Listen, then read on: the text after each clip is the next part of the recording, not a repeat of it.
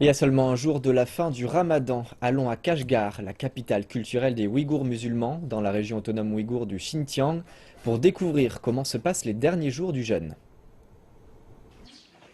Mohamed est un peu en retard pour les prières de l'après-midi. C'est la période la plus chargée de l'année pour les entrepreneurs en bâtiment comme lui, après une longue pause hivernale à Kashgar. Mais il dit que pendant le Ramadan de cette année, peu importe de son planning, il n'a jamais manqué les prières. Pour lui, le changement immédiat pendant le jeûne a été la perte de presque 5 kilos.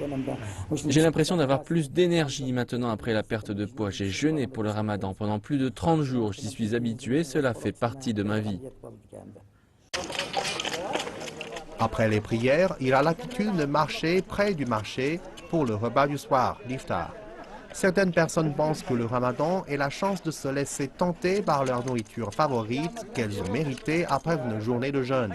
Mais Mohamed et sa famille choisissent de rompre leur jeûne d'une manière plus saine. L'iftar doit être riche en nutriments et en hydratation. Vous pouvez voir la grande variété de nourriture ici. Nous essayons d'éviter ce qui est frit et très gras et gardons cela pour la fête de la fin du jeûne.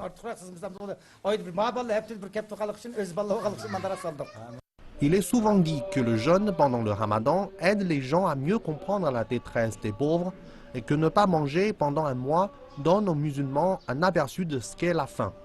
Ce jeûne cultive donc les qualités de reconnaissance, générosité et empathie.